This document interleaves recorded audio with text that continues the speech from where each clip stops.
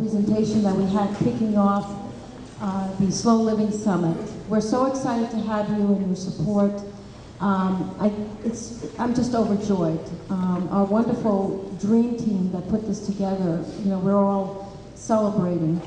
And, you know, a reporter talked to me this morning and asked me all these sophisticated questions and so forth. And it's very simple. You want to eat, you got to support your farmers. You want a good community, you got to invest and be good to your community. And it's that simple, and that's what we're here to talk about. So without much ado, I'd like to hand the microphone to Philip Snyder, our coordinator.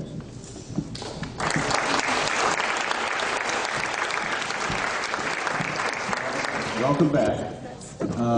It was pretty juicy last night, including the weather. So just a couple of housekeeping things.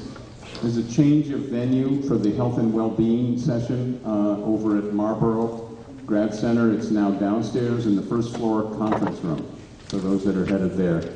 And all the breakout sessions, morning and afternoon, that are formally part of the summit are over at the Marlborough Grad Center. So that's out. For those of you not familiar with that, across the street, turn right. It's that modernish building ahead of you, not more than 5 minutes away. Later at noon is the lunch. That's a little bit more of a hoof. That riverside of the street on Main Street. Just keep going up about 150 yards or so. On the right is the River Garden, a big kind of glass atrium kind of space. And that's where a lot of things happen today in the afternoon, too. So the open space is evolving. That's sort of happening in the margins. And after some of the formal stuff, there's a posting on the left on the way out of what's happening today and then tomorrow. So you can check those events out if you like as well. And the website to find the information is bit.ly/SLS open space. And now, as we did last night, I'm going to turn this over in a moment here to Lori Hanau, but first I just want to say a few words about Vern Glubinger, who is going to be introducing Chuck Ross, our speaker this morning.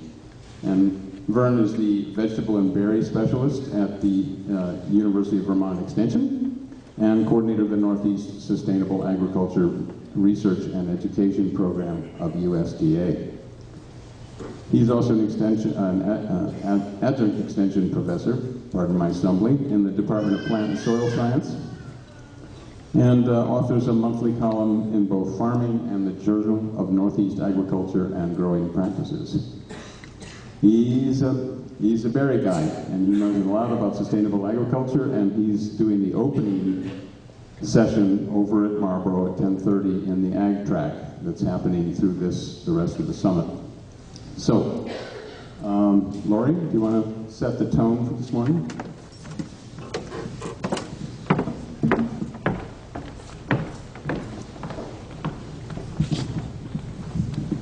Thank you, Philip. Good morning, everyone. One of the many things that I love about this Slow Living Summit is what it helps us to remember.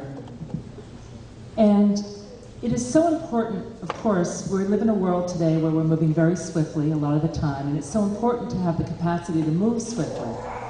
But it's also so important to keep building the muscles of modulation, of being able to move at many different paces at different times for the different needs and reasons that we have, and in order to thrive well. And there's much that can happen when we're moving fast, but there's much that cannot happen, that we cannot access when we're moving quickly. Nature's rhythm is slow to medium. Our healing happens in our slow to medium pacing.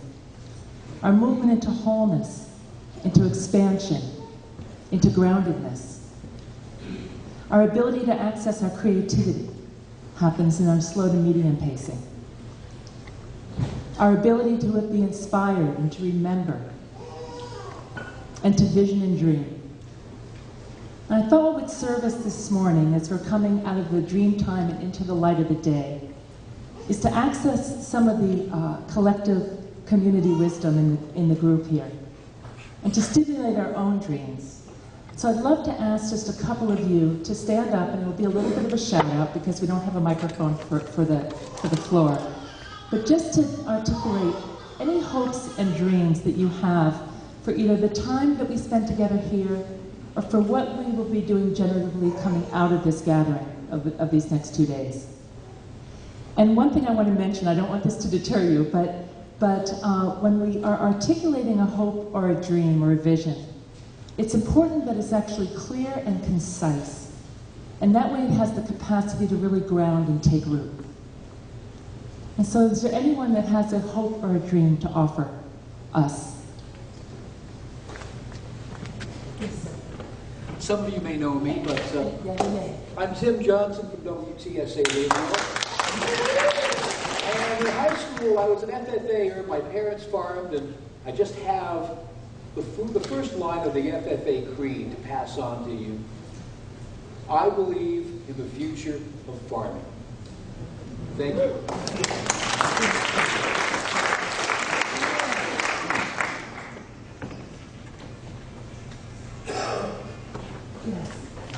My name is Hank Lang. I'm from here in Brattleboro. And my hope is that we can get all of us as citizens of this community and beyond our own local community to realize how important it is to get out and keep moving. Because moving is really nothing more than thinking, or thinking is nothing more than moving internalized. And we need to recognize that by going out and moving, and it does the very things you're talking about, the way helping us find those different paces, to choose to move fast or slow. And I hope every one of us, and particularly our children, can learn how to do this in a way where they feel connected, not only to each other, but particularly to our environment. Thank you so much. Thank you for speaking that. And when I first arrived, there was a beautiful woman that mentioned a hope, or a hopefulness that she had received from last night. Would you mind sharing? I'm Alice Mays from Putney, and my takeaway from last night was hope for a new economy. And I've been hearing doom and gloom, and now I'm hearing we can be grounded in our food supply, we can be grounded in our soil, we are planted here, and we also will renew ourselves from inside as well. Thank you so much. Yes, we'll take one more. My name is Greg Muscati, and I'm from Dummerston. And my hope is that my two grandchildren so far, Emma and Jack, will say when I'm much older, "Thank you, Poppy, for being part of making my world better."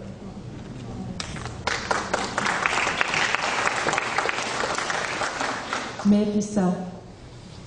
May it be so. And so may these hopes and dreams stimulate all of our visions, all of our hopes and dreams, as we continue to dream here together and to collaborate with each other, not only at this summit, but in the ripples that go far beyond here. I thank you all so much. I hope you continue to bring your rich presence to the day and that we make it count. And now to Vern.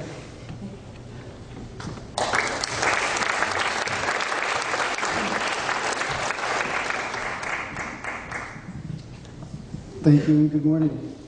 I've had the distinct privilege of working with farmers for the last 21 years out of the Brattleboro UVM Extension Office. And as a public servant, it's a great honor to introduce someone who really exemplifies public service.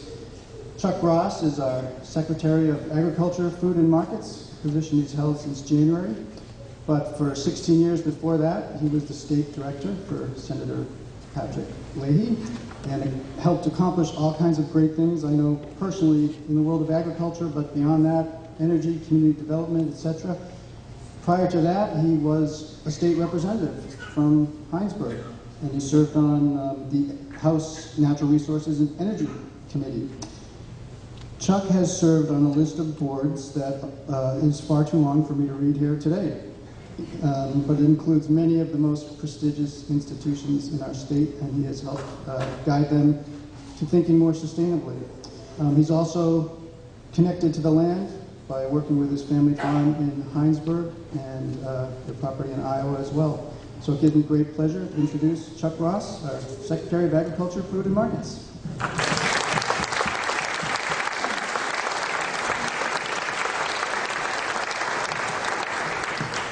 Thank you, Vern. So let me get set up here.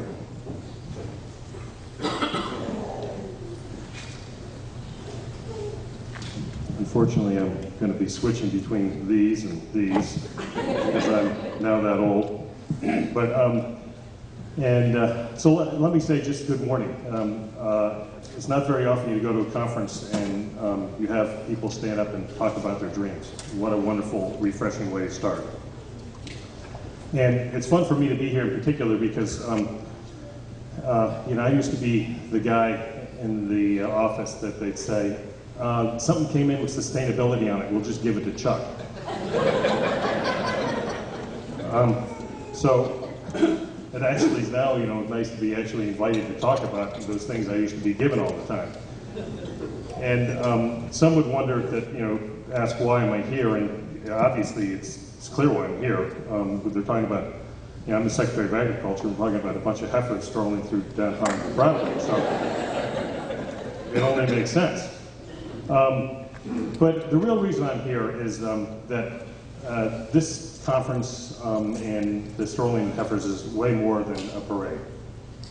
But it's important to underscore the importance of a parade. It's really about building a community of which a parade is a part. And it's building community at a time when building community can be hard, especially when you look across the world. But it's desperately needed. And we need to find a way to empower people in their communities. So that's why I'm here. And I'm hoping to share some of my worldview in terms of some of the work I've been doing, my belief in our community, Vermont, and a tool or approach to look at the world that I think may help us kind of figure out what choices we want to make in a very complex world that offers sometimes way too many choices. So if we could go with the first slide. I don't always entitle the talks that I give, but this is how I entitled this one. And I think it speaks to what I'm going to try to talk about today. A systems approach to sustainability, how to leverage Vermont, our community, to change the world, and with a focus on agriculture and energy. Now, you need to understand I'm not a systems analyst. My worldview has been shaped by my academic background, which has included the study of ecology, my experience as a farmer that Vernon alluded to, clearly my role in government, my activities in the community, and some of the systems work that I've been engaged in the last couple of years. Next slide, please. Just in case you're wondering, when Mike, your thing here says I'm talking about the whole system, that's the whole system. And I always, most of the talks I do now, I usually start off with that picture, because at the end of the day, that's where we're living now. We used to live in, Vermont, and we used to live in the United States. Now we live in the globe. That's it, there's only one of them. So I understand, though, it's pretty audacious to suggest that Vermont can change the world. So let's think about it. We're only 630,000 people, plus or minus. Our gross state product is only 22 billion. That's not very much nationally or globally. We're one of the most rural states in the country. And, frankly, we're a little bit of a fly in the rear end of an elephant.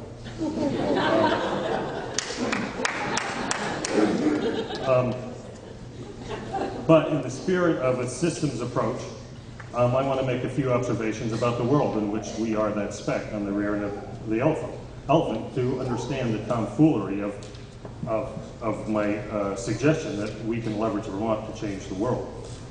So the world is 6.8 billion people right now, and it's projected to grow to about 9 billion plus or minus, a few 100 million here and there, by 2050. 9 billion by 2050. Our current direction on a global level is all about growth. And our strategy for the future is to utilize the resources necessary to support and maintain the population that we're growing at a standard of living that most people want to have, which is to emulate the United States. So I get some water open. But the evidence is mounting, if not overwhelming, that the direction that we've set in the strategy we have is not sustainable, and I don't think that's news to anybody here. We are pushing our global systems. We are seeing changes that are in the wrong direction. And at risk of spending a little time on a downer, let's talk about that. We're seeing soil erode, our fertility decline, our water quality is being diminished, desertification is on the rise, estuaries are declining, our ice caps are melting, we're already seeing extreme weather, we see species migrating north, and you know, some would argue that the world is about to end. I think we just passed the date in April that we were all supposed to come to an end. Good thing it didn't, otherwise all this time preparing this talk would have been wasted. But I would argue the world's going to survive just fine. The question really we're confronted with is what kind of life will the world support, and will there be room for us in the world of the future? What is ultimately at issue is the system of all systems, the ecological system of the world, the one, whether we're in Africa, Asia, United States, Vermont, Texas, it's the system upon which we all depend. It's being pushed, and it's being pushed to change at an ever-increasing rate. And what is it that we are doing that is creating this change? I submit to you we are pushing leverage points within our global system that is forcing the change. So what are those leverage points? Population expansion. And it's all the resulting demands for food, shelter, and material wealth that leads to our resource utilization to support that population, that is exacerbated by the fact we're exploiting intergenerational assets, assets that have been built over millennia. I'm talking about fossil fuels. We're exploiting those. Soils, fisheries, water, to name a few. We're using them up in a very short period of time. Those are assets that have strategic value, but as is often the case, when you use too much too fast, the strategic value can be a real problem. And they're pushing our ecological system to the point where we're inviting an ecological reaction. If any of you have studied ecology, ecological reactions are usually preceded by a rapid rise and then at some point a significant decline. So here we are, Vermont. How do we change this global system, avoid a severe reaction like that? Can we make a difference here in Vermont? And in spite of the downer, I believe we actually can. The downer of my previous comments. And in fact, I just had an opportunity to speak to the College of Agriculture and Life Science graduating class about a week ago at UVM. And I am incredibly optimistic about our ability. And it's, you know, if you were here last night, you would have seen a lot of young people walk out of this room. And that is why I am so optimistic about the future. Those folks are some of the best prepared, most worldly knowledgeable, connected people, the most connected, worldly knowledgeable, well-intended generation of all time.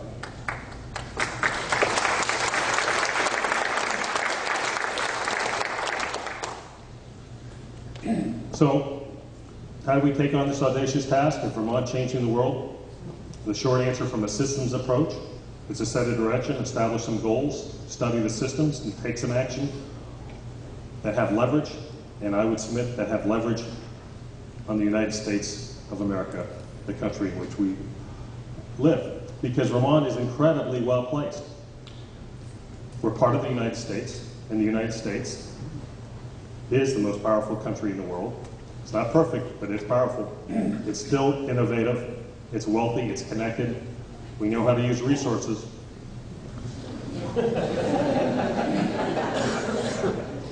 And we still possess, in spite of some of our failings, a leadership position in this world rivaled by none. And if you're wondering if there's any evidence of our ability in Vermont to change the United States and thereby change the world, we only need to look to Rutland and John Deere and the Moboard plow. Change the face of the world, that innovation. Justin Morrill established the land-grant colleges, the U.S. Senator from Vermont.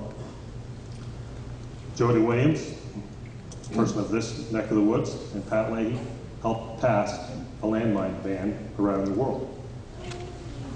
IBM moved to Vermont and established a cutting-edge technology called semiconductors that has changed the world. The Vermont legislature led the discussion of CFCs being eliminated auto air conditioners, and it was part of the momentum to eliminate CFCs and air conditioning completely. And we can't ignore Burton Snowboards that has changed the ski industry. But today, our task is to find ways that we in Vermont, can change the United States on issues relating to sustainability.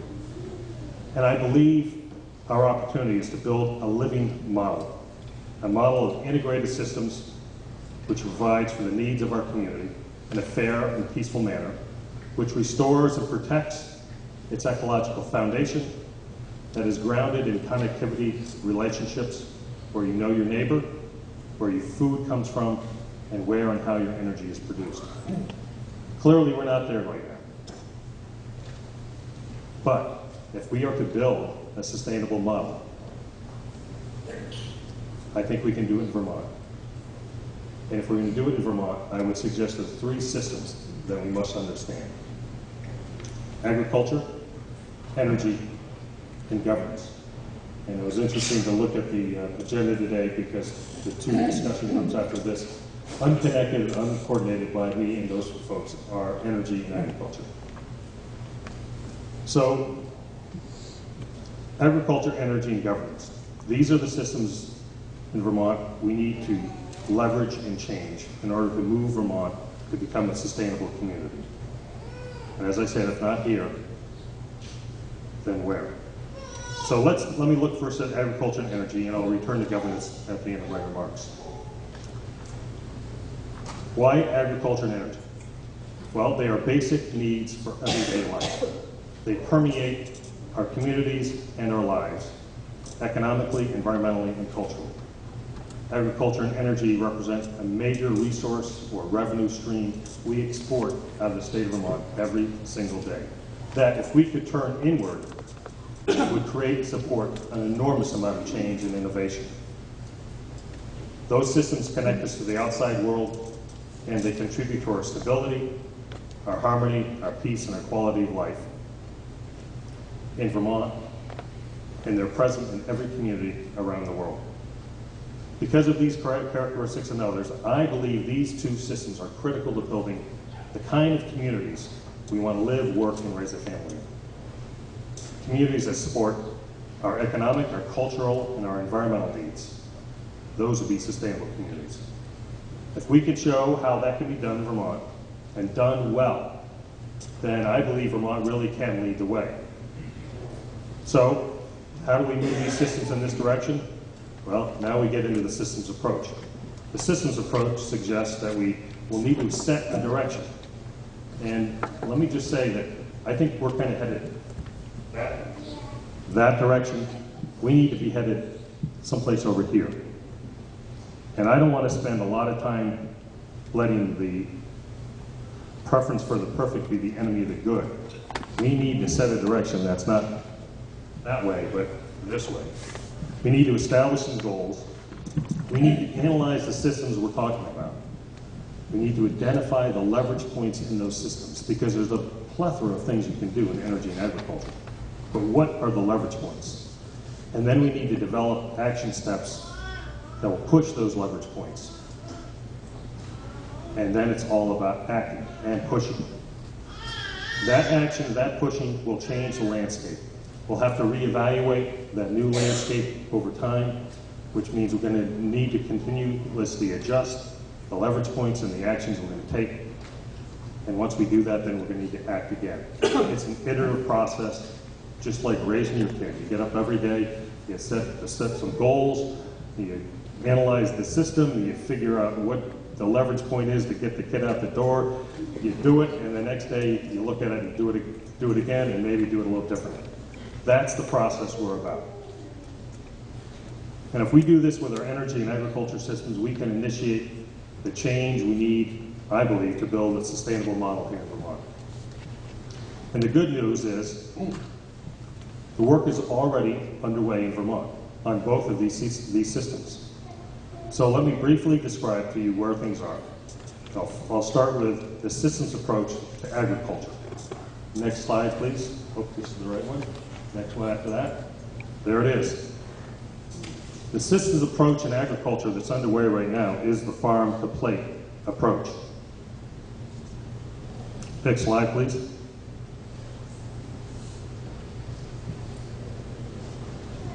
So you can see that the 10-year strategic plan for strengthening the state's food systems based upon 3 goals and a broad scope of work. Now, if I'm lucky, the 3 goals are going to be in the next slide. Bingo. So, as you can, I'm not going to read those because you can read them fine, but I will touch on the bottom one, which is really, we're building a Vermont food system that serves the people of our state and beyond. And we're talking about economic development, creating jobs, and improving access to healthy foods. This work is being led by the Vermont Sustainable Jobs Fund. It's an exhaustive process, analysis of the Vermont food systems. Next slide, please. Where they've engaged over 1,200 people from across the state to understand the Vermont agricultural systems. This is the systems analysis that's been going on in Vermont. And you can see here's some of the things they've come up with thus far. They've got a quantification of the size and conditions of our current food systems. They've analyzed the various parts. They've got some goals. They've got some priority strategies. And they've done an economic impact analysis. They've developed and built an understanding of the system, how it works, how it's connected, what happens where and why, and at what scale and who the players are. They've developed an understanding of our food system. Next slide, please. And this is a model, and there's a lot of different ways you can model systems, but this is the model they've come up with. And you can see there's various components in that system and I won't lead you through the obvious connections between all of them. But they're farm and food enterprises and all the pieces that connect them that make the food system work.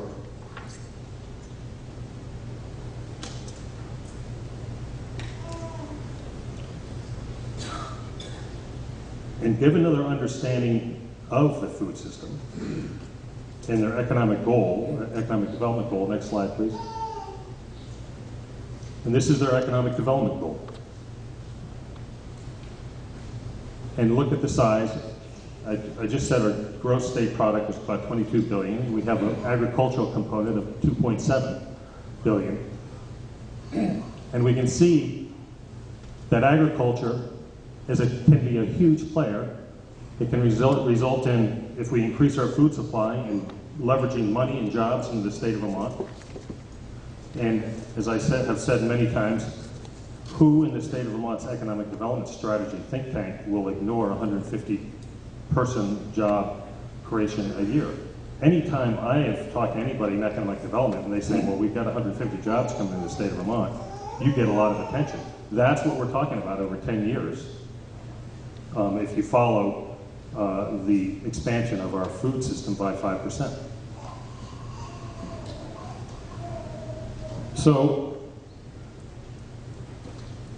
we want to identify the leverage points that can move this system to greater economic activity with the resulting increases in jobs and income and economic activity. And their analysis of the system that identifies an array of leverage points which can move this system. Next slide, please. And all these things that are up here are arguably leverage points that if you were to push them, if you were to increase, if the financing entities get involved, they can push the system to expand. If we exercise more buy local campaigns, that could be a leverage point within the food system to initiate change. So, given these leverage points, one of the questions is which one of these things should we do? What are some of the action steps that we can take around one or more of these leverage points to initiate change? Next slide, please. And one of the ones that appears to be emerging is captured in part in this slide, which is a value-added processing and investment in and support for the meat industry in Vermont. Now, if we can increase, back up just a second, you look at the state of Vermont and you understand the changes that we've undertaken over the years, which is a lot of concentration of agriculture enterprises on a smaller amount of land and the abandonment of a reasonable amount of land that used to be pasture land, but is not particularly well suited to mechanized agriculture.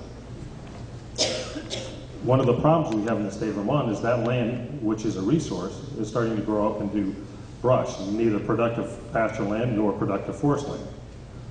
If the argument would be, seems to be emerging out of the farm to plate analysis, if we can increase our slaughterhouse and meat processing capabilities, we can revitalize the use of that underutilized resource and build a whole new economy, expanded economy in the meat industry.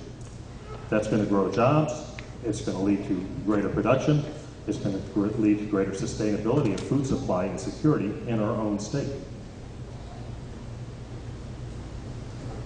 So when we make these kind of action steps where we invest, if you will, in a sector that has been identified as having this kind of leverage throughout the food system, we can initiate and move the system forward. Now, this is an example, and you need to understand that Farm to Plate is a process underway, and I would invite all of you to check it out. Check out, go visit, I think Ellen Keller, you right there, Ellen, if you could, why don't you stand up so people can actually see you?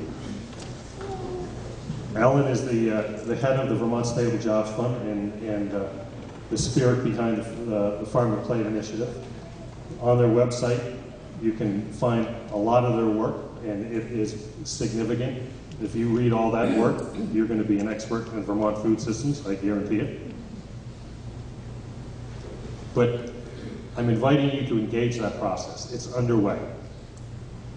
And I should also say that I think Ellen would agree with this, is that while the Vermont Sustainable Jobs Fund and the Farm to Plate process will identify some leverage points and some initiatives and action steps, that does not preclude people from doing things on their own. And I would urge you to understand that a systems approach does not suggest that it is from on high the absolute answer, but it is a process that helps shape and sharpen our thinking around how we can act. So this is ongoing work. It represents the enormous investment of a lot of Vermonters, and it's going to require the investment of a lot of us into the future. So now let's switch gears and look at the energy system.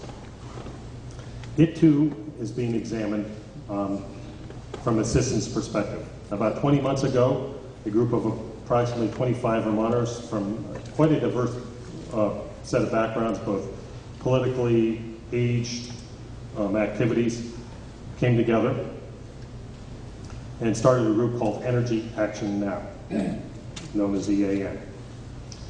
This group believed that Vermont's energy system was a way to move to a more sustainable community if it is managed the right way, if the goals are set appropriately. Their goal is to have 80% of the renewable energy in all sectors in Vermont by 2030. So 80% of all energy, all sectors in Vermont, will be renewable energy by 2030. That's their goal. That's a pretty significant stretch, given where we are today. They too initiated and completed a systems analysis that looked like the following slide. All right. Pretty easy, huh? So when you read the Sustainable Jobs Fund narrative, this is what you're reading. This is a map that I don't expect you to actually see, but it is a map that depicts all the connections in the energy system that lead to the top, where the goal is improving the quality of life of Vermonters. And you begin to understand how everything is connected. And when you begin to understand how everything is connected, and you see a map like this, or you do the analysis that Ellen has done and her team, you begin to identify leverage points.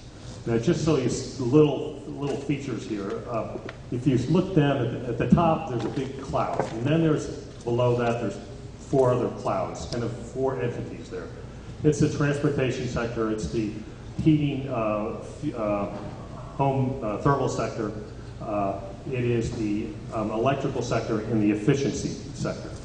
Note efficiency sector. Holding sector in Vermont, that Vermont, by the way, helped lead. And we are a national leader, a world leader in efficiency, a whole new sector of energy. That's a significant change right there. So that's the systems that has been looked at. And now the question is, where are the leverage points? Next slide, please. So you took that system we just looked at and you boil it down, and the group used some experts to understand how all this fit together, and you end up with 4 significant leverage points in that system. Again, we start with our goal of the Vermont quality of life being improved. We have education, and you can see education is connected, and it's connected to mobilization of capital here. It's connected to another leverage point, innovation, and then the 4th leverage point would be regulation and permit reform. So if we can figure out what actions we can take around these leverage points, we can move this whole system to increase, and that's what the blue arrows do, they increase the Vermont quality of life. So rather than being confused about a myriad of things we can do in energy,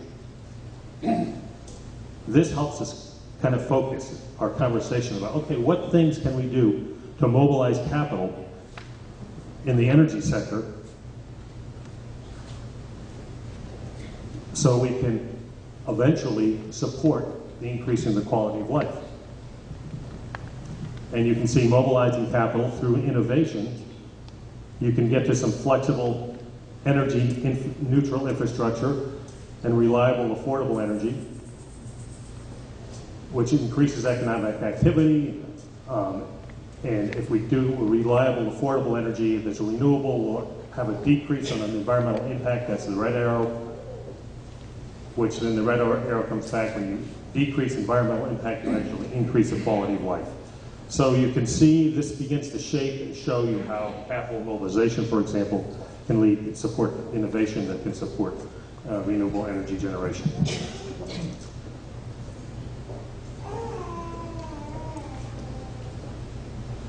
So next slide, please. This is the narrative version of the leverage points in the energy system. And again, I'll give you a moment to just to read those, but they are the narrative version of what we just saw on the map.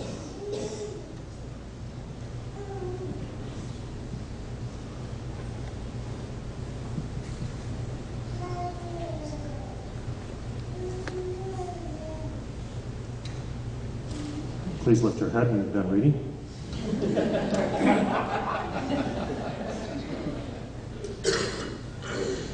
These are the leverage points that people are now in the process of meeting and trying to identify what are the most important leverage steps, things that would really be helpful to push, to act on, to push those leverage points to change the system. they represent, those leverage points represent a focus for convening people who are interested in implementing something, an action, to push that system. And for example, so you may be wondering, well, what might we do?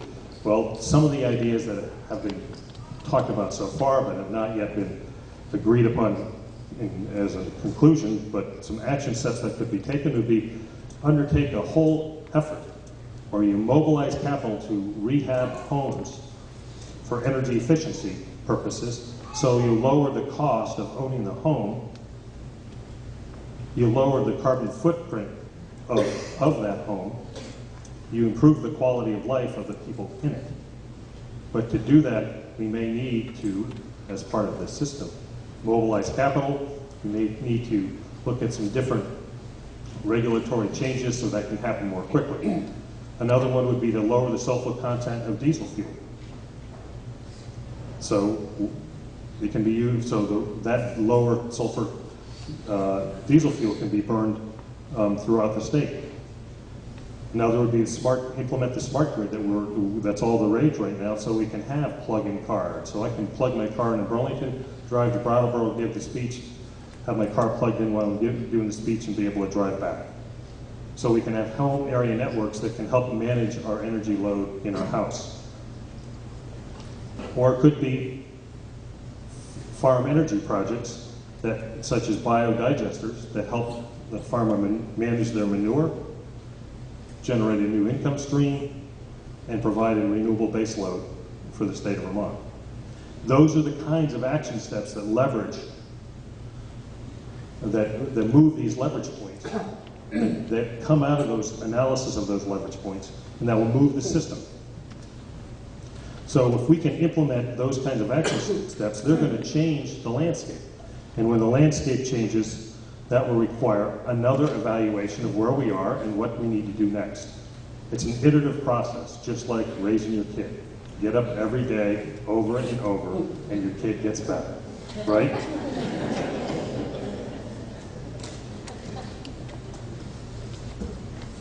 So these two initiatives are underway in Vermont, and they represent systems approaches to sustainability. They set direction, they determine goals, they analyze systems, they determine the leverage points within those systems, you develop action plans, and you convene and invite people to implement the change. I believe these are critical tools. The systems analysis is a critical tool in an otherwise very complex environment. It offers an opportunity when you have a blur of opportunities to act. It gives us a targeted, focused, and efficient course of action that can initiate and, importantly, accelerate change toward the kinds of communities we want and the world needs.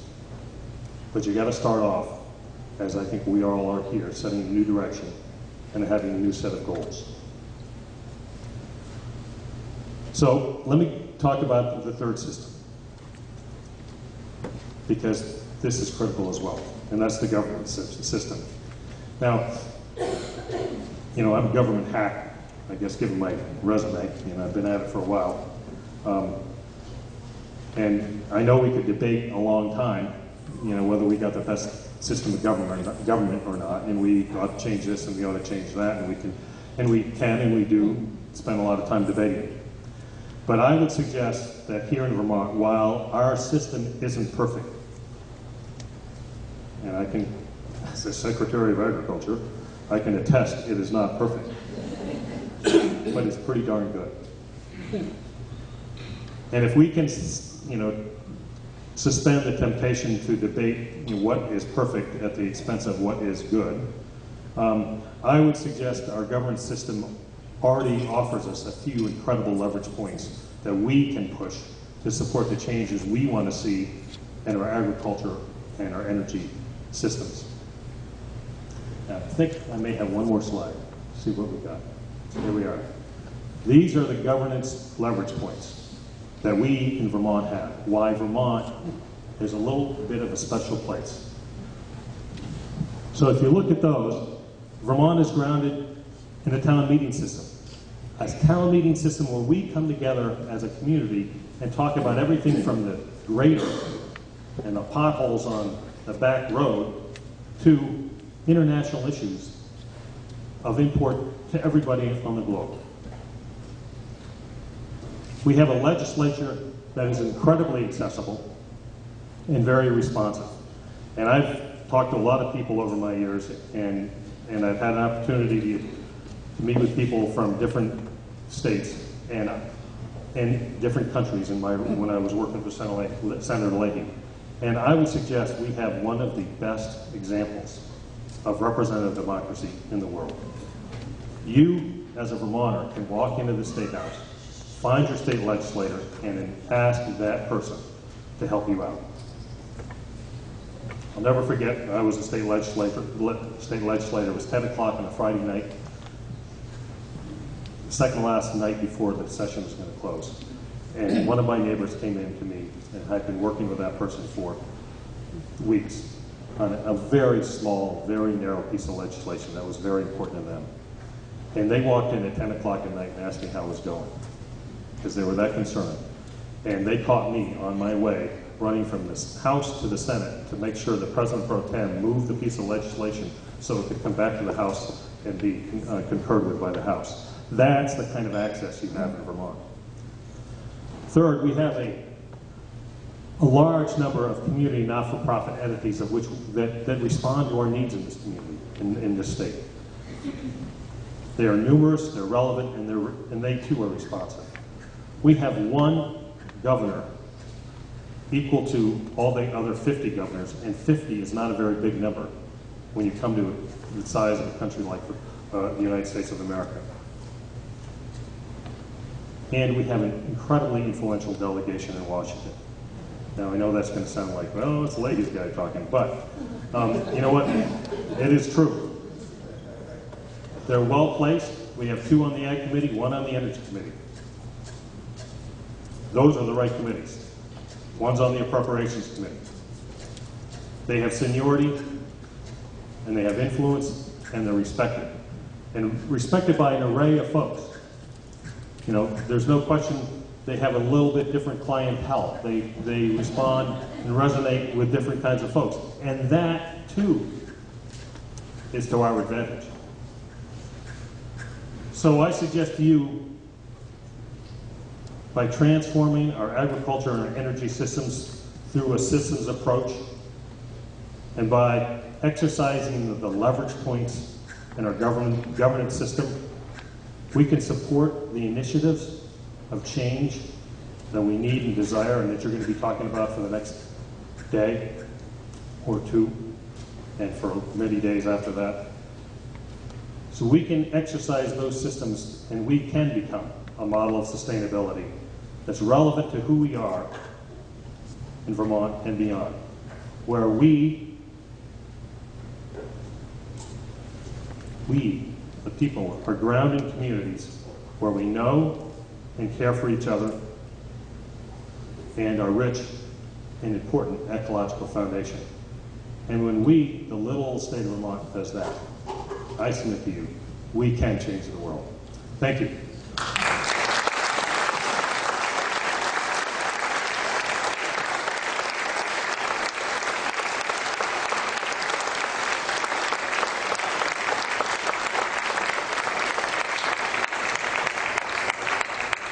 So I'm supposed to take a few questions, but I'm just going to think I'll leave and let you guys get on with it. But no, I'm happy to field a few questions, and anything's fair game. Yes, in the back. I looking at this systems dynamics model, and I'm wondering if there's a link. I saw clouds for transportation and the electrical industry and so forth, but I didn't see a cloud for agriculture specifically within that model. Is there a link, and does your agriculture model use the same approach? 2 great questions. Lesson to be learned. Not every system analysis gets it all right. And one of the conversations, I've been participating with the EAN group off and on, and one of the conversations we're having is agriculture doesn't emerge in that system as much. And there's And there's actually an effort underway by those people, because they looked at that and say, so that's really cool, but we're missing something here. And that is going to be folded in. And so yes, absolutely there's a linkage. It didn't show up on the map, but the linkage is critical. And the linkage I would submit to you is, an example would be biodigesters. That's a linkage that is all about energy, it's all about agriculture. And I would submit in this state that there's a whole bunch of opportunities in agriculture. Grass energy is a technology that is on the edge of being widely available. And if you think about what we do in this state, one of the things we do really, really well is grow grass. I'm not talking about that kind of grass. I know I'm in Brownville, so yeah. Yes? Hi. Are there any initiatives that could pressure large... Louder, please. Are there any initiatives that could pressure large grocery retailers to get on board with the farm to plate? So in other words, so in the fall you don't go to Hannaford's and 80% of their apples are from Washington. And the whole thing of where retailers want to have price and choice. So they have this illusion that we want to give our customers choice. But really, there's only one choice. There's all these hidden costs to having apples from Washington when you're in Vermont. And it just seems all of it, the brilliance of the farmer's market and food to plate, but at the same time, there's massive amounts of wasted opportunity at the big retailers. And if they put a thing like, we only sell Vermont apples, and we're able to take a volume, and I think that their customers would not miss the choice. Anyway. So, good question. And as often is the case with good questions, there's not necessarily a simple, easy answer. But let me give you a couple of perspectives on this. First of all, who is Hannaford serving? Exactly. There's Hannaford is serving you. So, what are you doing about it? Right. Are you walking into Hannaford's and saying, I don't want to buy Washington apples, I want to buy Vermont apples. Where are my Vermont apples? What we're seeing in the agricultural economy right now is a whole transformative revolution where the customer is driving this economy, where the customer is demanding certain products. They want to know what they're buying, they want to know where it's produced, they want to know how it's produced, they want to know who is doing the producing. That's you, the customer. So speak up. Now, this isn't to suggest it's all easy, because guess what? Not everybody in Vermont wants to buy Vermont apples. I might want to buy a gallon. I might have a preference for that. The other issue is that, I spent a day touring Vermont with a guy from New Zealand. You know what he told me? He said, this carbon footprint thing, we can put a land in England for less carbon footprint than the British can produce all the land. Now, that's kind of bizarre. You think about it. Now, I haven't gone back and checked him, but the point is the system, there are some things the system does that, will be a little counterintuitive. We have, I would submit we have to be smart about our competitive advantages. There are some things we're going to do better because of the environment we're in, because of the economy that we have, because of the people that are in the state, and we need to be respectful of that, because we may be able to do some things more efficiently than somebody else. We are not ultimately going to be an island, a complete island, where all our energy, all our food, all our technology, everything we need is going to be done right here in Vermont. But we need to be smart, and we need to ask and demand what it is we want. Yes, right here. Yeah. The woman in the back of the glasses, then. Some of us are not from Vermont. Some of us here, I know, are from Massachusetts. Okay. Some of us are from Massachusetts who are here. And I'd like to know what regional approaches are related to the things you were talking about today. Well, yes, this is a woman who's not from Vermont, and you have my sympathies. Just to be a Vermont snob. And she wanted to know what are the regional approaches that kind of fit into this. And there are many. I'll give you one right now. playing off the meat issue that I talked about. My agency is actually working with other states in New England to figure out how to build a meat industry that serves multiple states. Because, let's face it, Keene, New Hampshire is closer than Burlington, Vermont. And let's not get stuck on a state boundary that runs down the Connecticut River when it makes more sense to get your beef from Keene or your berries from Keene. So we cannot be so parochial to be arrogant and miss the obvious. Because it's like it's why I start with a picture of the globe, because we are all on this together. Your interests and my interests don't diverge because because there's a Connecticut River in between us, and we got to be smart about that. Way in the back. Yeah, you may be aware next year is being declared the United Nations Year of Cooperatives. And it seems to me Vermont has a particular advantage in terms of agricultural cooperatives. Food co-ops in this state would be among one of the top 25 cooperatives taken together. And I wonder if you have any thoughts on opportunities to grow cooperative enterprises in Vermont. Well, the other part you didn't know about me is that I hail from the state of Iowa, where co-ops are king. And they were an expression of empowering the farmers in a huge marketplace. And so I think co-ops are incredibly important. And in the state of Vermont, the infrastructure for agriculture that we all depend upon has been created largely by the dairy community over the last 50 years. And the dairy community is an expression of cooperative economies, the cooperative entities coming together to do things. So I think we have an enormously rich history. I think there's real opportunity in co-ops. They are not a panacea. They too can become kind of the insensitive big business that pursues another set of objectives other than the interests of their members. So you have to pay attention. Which, if there's a watchword, if there's a lesson to all this, it's pay attention, get engaged. As a dialogue, myself and the gentleman over here, it's like speak up. It's your life, your voice, it's your grocery store. Yes, sir. I too am from out of state Vermont, though I did graduate from Middlebury College. I'm from New Hampshire, and I'm very curious about, as a farmer, I'm very curious about your stance on GMOs. Have you been able to successfully keep them out of your state? Oh boy. Well,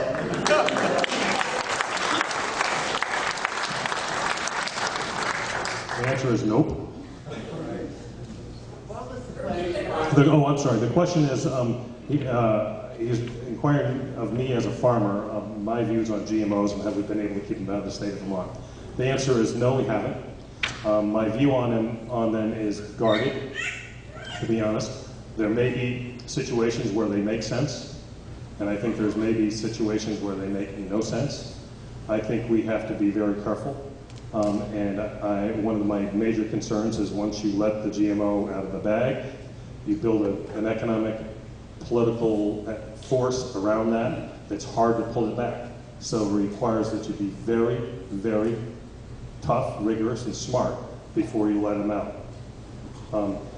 The alfalfa, as an example, that's driven at a national level. People get frustrated with GMOs. I hate to tell you, but they're in your life, they're in your body. They're in corn, and they're in soybeans. Those are ubiquitous products, and they're there. Is that, there's virtually no way to get away from them completely. But I think, like so many difficult conversations, we need to be rigorous, and we need to be balanced, and we need to listen to each other.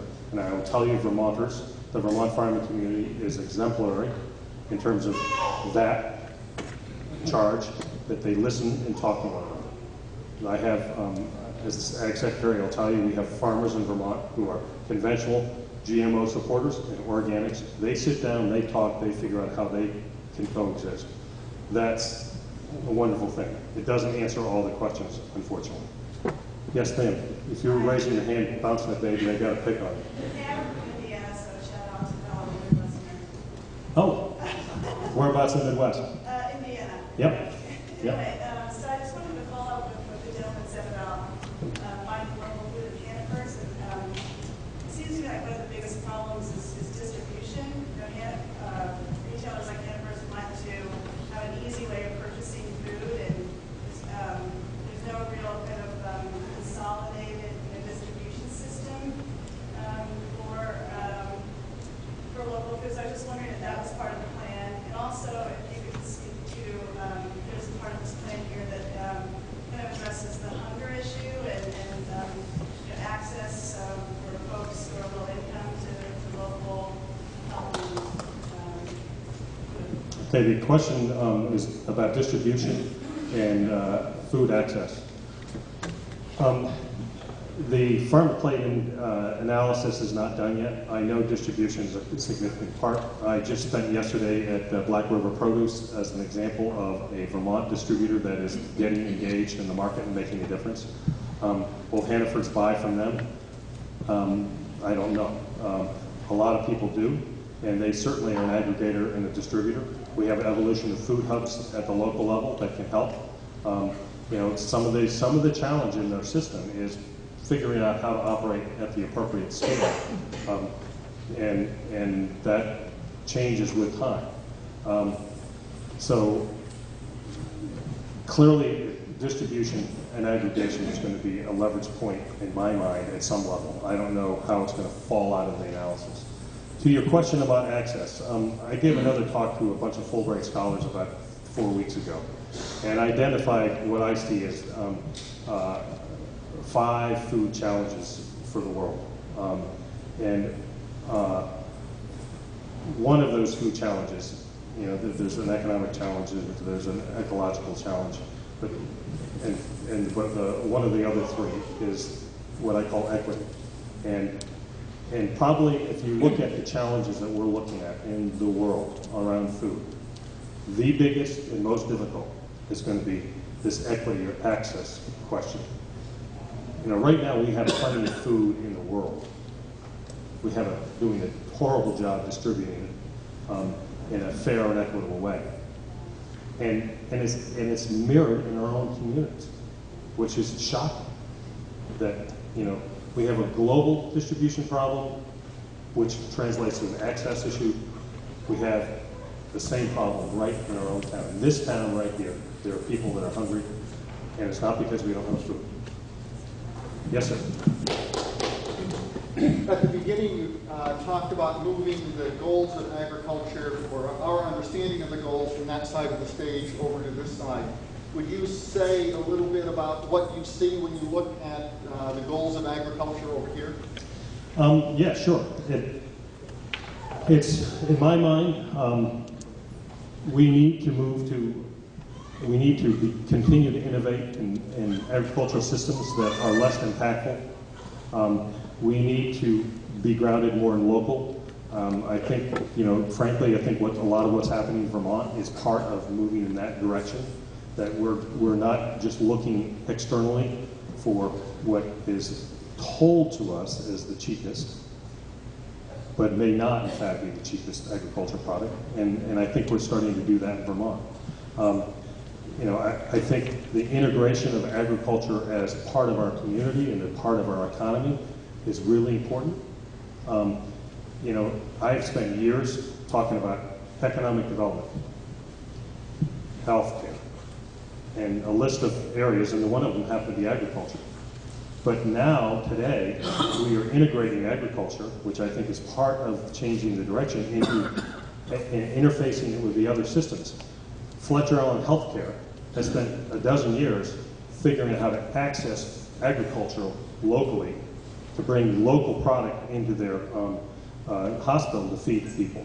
That's changing agriculture, it's changing healthcare. Our energy system is now, we're talking about biodigesters that utilize technology to process manure to minimize its impact, to generate energy and income stream to farmers, and reduce an array of other costs. And by the way, reduce greenhouse gases, because methane is 20 times more powerful than CO2, and that's what comes out of a farm. That's changing the direction in how we do the systems in agriculture. That's a leverage point, in my view, of how to change agriculture so it's less impactful while still producing the kinds of products we need. And we're probably running out of time, which is why Vern is standing up. So, so I guess that's the end of the question and answers, and I really appreciate the chance to chat with you all, and good luck.